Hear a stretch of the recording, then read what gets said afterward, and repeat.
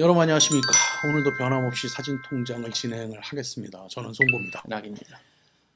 그동안 잘 지내셨습니까? 점점 죽어가고 있는데요. 지금 뭐 방학 중이죠?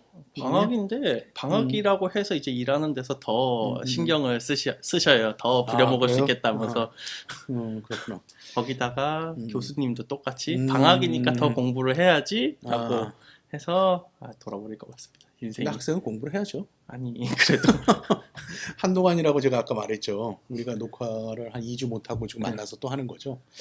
오늘도 여기는 한국카메라박물관, 과천에 있는 한국카메라박물관에서 진행을 하고요. 오늘 이 시간부터 이제 몇 회 동안, 6, 7회 동안, 6회 또는 7회 또는 좀 더 될 수가 있고 좀 더 짧아질 수가 있지만은 펜탁스라는 회사 알죠? 그럼요.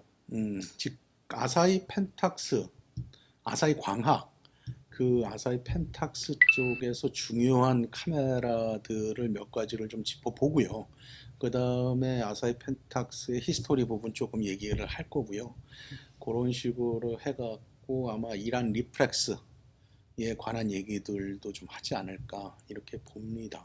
제가 아사히 펜탁스를 진짜 좋아한 게 이유가 있어요, 사실은. 근데 참 신기한 게 그때 맨 처음에 제가 제 돈으로 카메라를 처음 살려고 할 때 그때 마침 RX100 마크 3가 나왔는데 네네. 그 옆에 펜탁스 MX 복각판이 있던 거예요. 그러니까 그 카메라 성능이 지금 보면 진짜 구렸죠. 그때 당시에도 구렸죠. 근데 딱 보면 너무 이쁜 거예요. 말도 안 돼. 이게 황동으로 이렇게 칠해져 있고 이게 정말 나는 딴 거 사기 싫다. 이거 사고 싶다라고 했는데 아버지가 열심히 말려가지고 RX100 마크 3도 못하고 마크 2를 샀거든요. 그때 철저하게 후회했었는데 어쨌든 그렇군요. 못생겨가지고.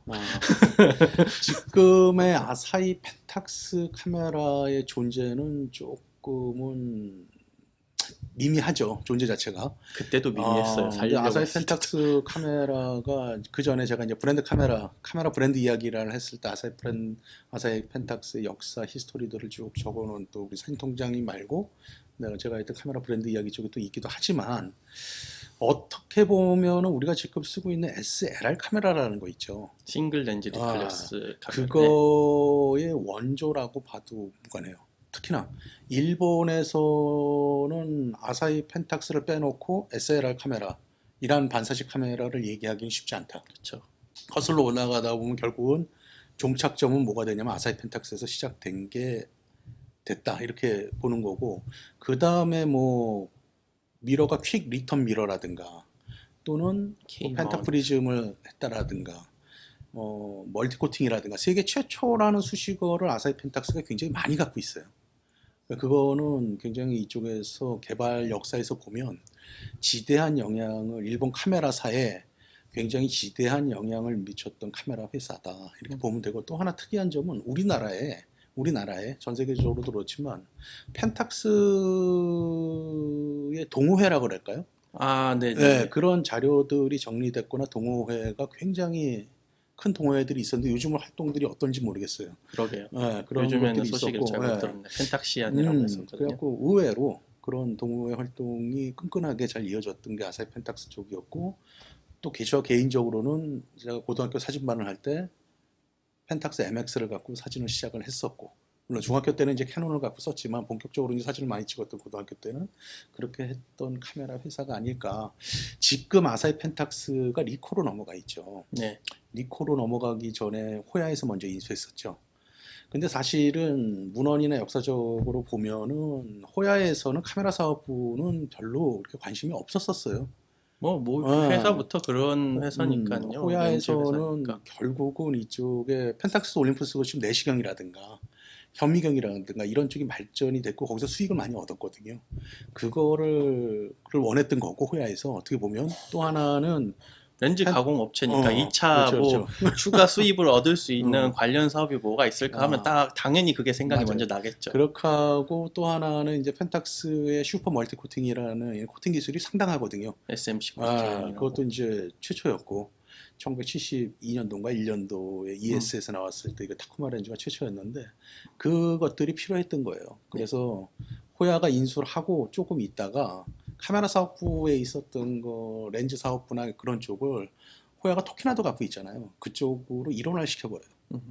그렇게 해갖고 거기서 하라카와 준이라는 거의 뭐 전설이 되다시피 한 펜탁스의 렌즈 설계자인데 그 사람도 방출이 되거든요. 굳이 필요 없다. 더 신제품을 그다지 만들 생각이 없겠다라는 생각이 했겠죠. 많이 사람들이 방출이 되면서 이렇게 섞이면서 방출이 되는데 그 하라카와 준도도 방출이 돼요. 그래갖고 이 사람이 탐론 쪽으로 가요. 탐론에서는 또 그 사람이 필요했겠죠. 그렇게 해갖고 2470 VC를 만든 게 그 사람이거든요. 그렇게 해갖고 어쨌거나 얼마 안 있어. 탐론에 그 렌즈를 만든 사람이 그 설계를 그 사람이 한 거예요. 그래갖고 어쨌거나 호야에서 그 얼마 안 있어갖고 카메라 사업부를 다시 매각을 하려고 이제 되는데 삼성 카메라에서도 사실은 생각이 있었었고 당시에 이건희의 성격을 보면 그렇겠죠. 예. 그런데 결국은 이제 지금의 결론적이죠. 리코가 인수를 해요. 근데 리코가 인수를 했는데 실질적으로는 펜탁스가 더 큰 카메라 브랜드거든요. 카메라 비교가 안 브랜드로 되죠. 따지죠. 메이저 브랜드랑 소형 맞아요. 카메라 만드는 브랜드 이런 느낌이었어요. 근데 물론 리코도 카메라는 펜탁스보다 작지만 거기는 또 사무기기용으로 굉장히 일본의 4대 사무기기 업체이기 때문에 거기도 작은 회사는 아니라는 얘기죠. 그래서 리코에서 인수해갖고 나오면서 리코는 리코 브랜드대로 펜탁스는 펜탁스 브랜드대로 나오게 되죠. 그래갖고 지금에 와서 디지털 쪽에서 사실은 펜탁스 인지도는 그렇게 높진 않아요. 그렇죠. 근데 이제 역사적으로 보면 지금 서론이 너무 길어지는데. 근데 이 서론을 얘기 좀 하고 가야 돼요. 왜냐하면 우리가 얘기해야죠. 펜탁스를 스타트하는 입장이니까. 네. 어쨌거나 펜탁스는 1919년도 아사히 광학이라는 회사로 출발을 해요. 그러니까 이 펜탁스는 처음부터 카메라를 만들던 회사는 아니고 영사기 렌즈 있죠. 또 환등기라든가 그런 렌즈들을 만들고요. 소형 카메라 렌즈를 1931년도에 만들어요. 그래갖고 자기네 거로 쓰는 게 아니라 미놀타라라든가 코니카라든가 그쪽으로 렌즈를 납품해주는 OEM 업체식으로 이제 시작을 하다가 펜탁스라가 아니라 아사히 광학이 언제 유명해지냐면 1952년도에 아사히 플렉스를 만들거든요. 아사히 플렉스라는 게 이란 반사식 카메라잖아요. 그렇죠? 플렉스 이름이 들어가는 그러니까, 롤라이 플렉스부터 시작해서 쭉 플렉스. 맞아요. 시대적으로 보면 그 당시에는 이제 RF 카메라가 뭐냐면 렌즈 파인더 카메라. 우리가 언뜻 무슨 카메라를 연상하면 되면 라이카의 M 시리즈. 그런 것들이 RF 카메라인데 그때 그런 것들이 유행하고 있을 때 일본에서 아사히 광학은 이 이란 리프레스 반사식 쪽으로 생각을 해요. 그래갖고 처음부터 펜탁스사에서는 어떻게 보면 다른 카메라를 만들지 않고 이란 반사식 카메라로 시작을 해갖고 이란 반사식 카메라로 끝난 회사다. 이렇게 말씀을 되면 될 것 같아요. 1952년도에 아사히 플렉스 모델이 지금 한국 카메라 박물관에 없어요. 그래서 두 번째 그 다음에 나왔던 또 하나 세계 최초의 퀵 리턴 밀러를 채용한 오늘 첫 번째 보여드릴 거는 1954년도에 생산한 아사히 플렉스 2B 모델이에요. 네. 자, 이 모델의 가장 큰 특징은 뭐냐면 이렇게 생겼어요. 이렇게 생겼는데요. 이 카메라의 가장 큰 특징은 퀵 리턴 미러가 채용이 됐다라는 거예요. 그럼 그전에는 퀵 리턴 미러라는 게 뭐예요? 요즘은 이제 이게 대세가 돼 있죠. 이렇게 닫히는 그게 퀵 리턴 미러 아닌가요? 미러가 사진을 찍기 전에 이렇게 봐야 되잖아요. 네. 그렇죠? 그럼 미러를 통해서 우리가 상을 보는 거잖아요. 그런데 이 미러를 찍고 나서 초창기에 이 이란 반사식 카메라는 이 미러가 찍으면 올라가서 떨어지질 않는 거예요. 예. 그럼 블랙아웃 현상이 나오는 거죠. 파인더가 보이질 않죠. 다시 돌려줘야 돼. 그 다음에 이거를 돌려줘야지 미러가 다시 뚝 떨어지면서 보고 찍는 거죠. 그러니까 블랙아웃 현상이 나니까 기동성에서도 떨어지는 거고, 그거를 세계 최초로 이 아사히 프렉스 2B 모델에서 퀵 리턴 미러를 만들어요. 그래서 이거는 어떻게 보면은 이란 반사식 카메라에서 굉장히 큰 역할을 했던 중심축에 섰던 카메라예요, 이게. 근데 얘는 여전히 펜타프리즘이 달려있지는 않죠. 펜타프리즘이 달린 거는 1949년도에 콘탁스 S 모델에서 세계 최초로 펜타프리즘이 달린 게 나오는 거고요. 일본에서는 미란다 카메라라는 게 있어요. 미란다 광학에. 네. 그때 1954년도 이거 나왔을 때쯤일 것 같은데 미란다 T라는 모델에서 펜타프리즘이 달린 모델이 나오긴 해요. 아사히 펜탁스는 요 다음에 해드릴 1957년 아사히 펜탁스 오리지널 모델, 그걸 AP 모델이라고도 하죠. 그 모델에서 이제 아사히 펜탁스는 채용을 해요. 그래서 이 카메라는 퀵 리턴 미러를 채용했던 카메라다. 그래서 보여드리는 거고요. 이 파인더는 보면은 여기 펜타프리즘이 없다 보니까 이거 웨스트 레벨 파인더가 달려있죠. 네. 그러니까 이거는 핫셀이라든가 그때 우리가 했던 롤라이라든가 그렇죠? 콘탁스. 그것도 중형 이란 반사식 카메라잖아요. 그런 식으로 이렇게 보고 초점을 맞출 수 있고 또 하나의 파인더를 지원해 주죠. 옆에 구도 확인용. 예.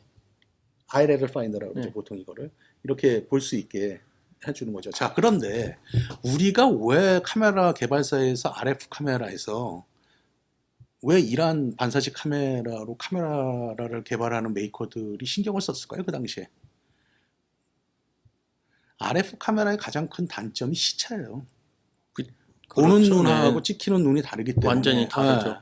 그거를 정확하게 찍을 수가 없는 거죠. 나중에는 그 브라이트 프레임이라는 것들이 탄생을 해요. 그 시차를 조금 보정해 주는 것도 있지만 그래도 위치가 다르니까 조금씩은 차이가 나는 거고, 또 하나 근사치 근거리로 들어갈수록 시차 양은 굉장히 더 늘어나는 거죠. 지금도 RF 카메라는 가까이서 못 그렇죠. 찍으니까요. 네. 그 근접거리에 손해가 있고, 또 하나는 거리계 연동식 거리계 연동식이라는 카메라잖아요. 그 거리계에 의한 거에 의해서 망원 렌즈를 쓰기에도 않다. 불편하죠. 사실상 라이카에서 90mm 그렇죠. 이상 안 나오고 135mm 이상은 쓰기가 쉽지 않다.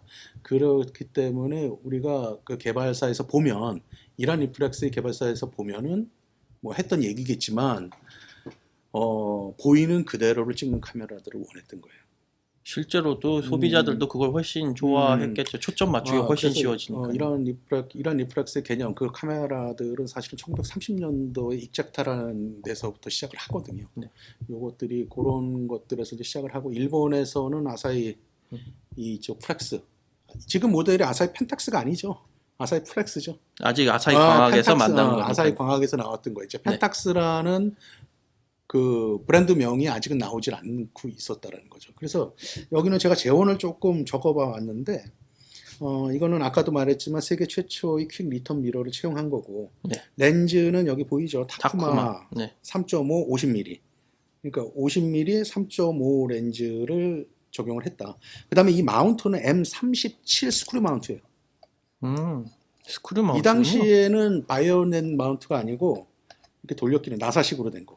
그래서 나사식, 그러니까 마운트 이거 찾아보려고 하니까 저 AP 이전에는 이게 안 보이는 거예요. 그래서 이거구나. 나사식 그 카테고리 안에 있었구나, 얘는. 그래서 얘는 M37 구경을 갖는 이제 그 스크류 마운트고요.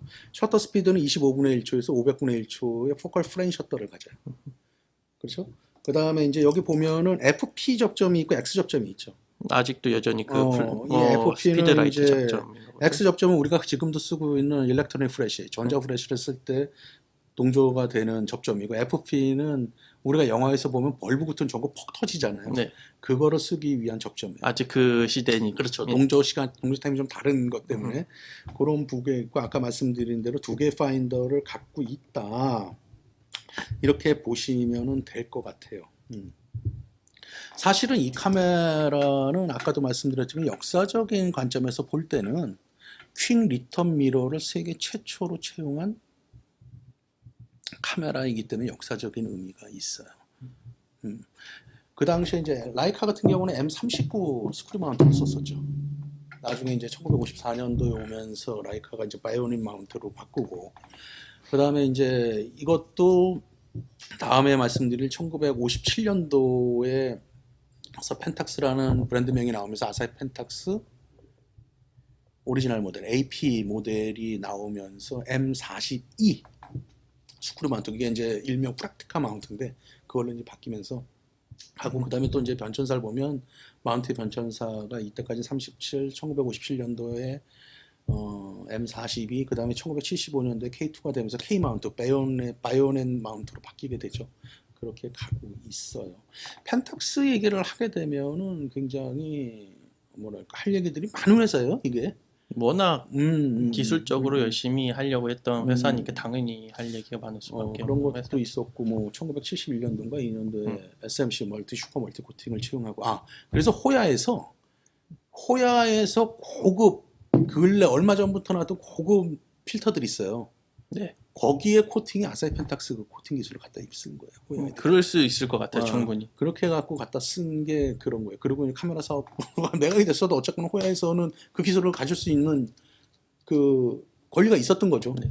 저번에 제가 요즘에 그 필터 2개를 샀거든요. UV 필터 1개랑 UV 필터 싫었지만 그 CPL 필터랑 1개 샀는데 그거를 공부를 하면서 이제 반사율이 그래도 나름 적혀 있잖아요. 자기네들이 이쪽 0.0 몇 % 반사율을 실현시켰다 하는데 그 허위 광고를 보낼 리가 없잖아요. 그러니까 계속 쳐다를 보니까 카메라 광학 회사들이 얼마나 노력했는지 보이더라고요. 카메라 광학 회사는 0.01까지 내려가고 0.02까지 내려가는데 필터 회사들은 0.03을 못 내려가다가 최근에 내려간 거예요. 보니까 그렇구나, 이게 필터 회사들이 생각보다 기술력이 그렇게 많지는 않았었구나, 이런 게 보였는데 확실히 카메라 회사들이 필터 그런 코팅 기술을 많이 아사히 하더라고요. 펜탁스 SMC 코팅은 굉장히 전 세계적으로 유명했던 거고, 멀티 코팅을 최초로 했던 회사고, 네. 또 하나는 그 멀티 코팅이 됨으로 인해서 줌 렌즈의 획기적인 발전을 갖고 오거든요. 그렇죠. 왜냐하면은 반사율을 적게 하니까 렌즈 구성을 더 적게 만들 수가 있어요. 렌즈 구성을 적게 만들다 보니까 줌 렌즈를 또 개발하는데 유리하게 됐다는 얘기죠. 고스트 문제도 해결하고 그렇죠. 플레어 문제도 다 해결해버리고. 이런 얘기들을 앞으로 펜탁스의 기종들을 소개시켜 드리면서 여러분들과 함께 7, 8회 정도, 6, 7회에 걸쳐서 6번이나 7번에 걸쳐서 여러분들과 함께 펜탁스의 역사와 또 카메라 기종들, 또 주로 거의가 이제 반사식 카메라죠. 거의 다가 아니라 다지 다. 펜탁스는 그쪽 얘기들을 여러분들과 앞으로 꾸며갈 수 있도록 하겠습니다. 근데 하고 제가 싶은 얘기 충격적인 있으면 해주세요. 얘기를 하나 해도 드리겠습니다. 돼요. 퀵 리턴 미러가 얘가 얘가 세계 최초는 아닙니다, 사실은. 근데 문제가 있었어요. 되게 이상한 회사에서 만들었던 거야. 헝가리에 뭐라고 적혀 있지? 여기 보시면. 문헌에 보면 그래요. 네, 듀플렉스라는 게 세계 최초로 퀵 리턴 미러를 만들었는데 아무도 몰랐던 거예요, 세계에서. 그 기술을 네, 만들었는지도 모르겠고 특히 일본에서는 이 소식도 안 들어오니까 아니 그냥 이게 야 이거 왜 이때까지 안 만들지 하고서 냈는데 이게 히트를 친 거죠. 그러니까 이게 세계 최초가 된 거예요, 사실은. 그러니까 알려지게 된 게. 어쨌거나 공식적인 문헌에는 이 2B 모델이 세계 최초 퀵 리턴 미러를 채용했다고 공식화돼 있어요. 그러니까 그거는 우리가 인정하고 가야 될 부분이다. 이렇게 보시면 될 것 같고요. 지금 여기 있는 카메라 박물관에 있는 2B 모델도 관리가 잘 돼 있는 모델이고 렌즈도 굉장히 깨끗하고 이게 54년의 카메라죠. 어쨌거나 펜탁스는 52년도에 아사히 플렉스가 만들어지고 2B 모델이 나오면서 전 세계적으로 이제 유명해지는 계기가 된다. 이렇게 말씀드릴 수 있을 것 같습니다. 앞으로 또 6실에 걸쳐서 여러분들과 펜탁스 얘기를 할 때 재미있는 얘기들과 또 좋은 정보들 전해드릴 수 있도록 하겠습니다. 이걸 만져보면 이게 왜 잘 팔렸는지 알 수 있을 것 같은 느낌이 들어요. 저렴했고. 예, 저렴했는데 이걸 만져보면 이때까지 계속 뭐 콘탁스 만져보고 롤라이 만져보고 니콘 만져보고 그랬잖아요. 사실 뭐 아직 라이카는 제가 손으로 못 만져봤지만 여기서는 그 정도 급은 아니어도 아니 그 정도 급이 되는 것 같아요. 느낌이 그냥 이 잘 정도 만들어진 이 정도면 되게 잘 만들어졌구나. 이 그- 정도면 쓸만하겠다. 거기다가 편한 기능들도 있고 이때 당시에는 분명히 대박이 났을 상품이었을 것 같아요. 딱 봐도. 이게 27,000엔이었던가 그때 그 정도 당시에. 돼요. 근데 27,900엔이라고 하는데 비싸더라도 이건 팔렸을 것 같은 느낌. 그렇게 막 방사식이잖아요. 그렇게 비싸지도 않고 사실상 다른 카메라에 비해서. 그러네요. 오늘 랑님이 말씀해 주신 것도 좋은 정보들이네요. 금액까지. 앞으로 여러분들과 펜탁스 얘기 계속해 나갈 수 있도록 하겠습니다. 오늘 여기까지 하겠습니다. 송구였습니다. 하겠습니다. 안녕.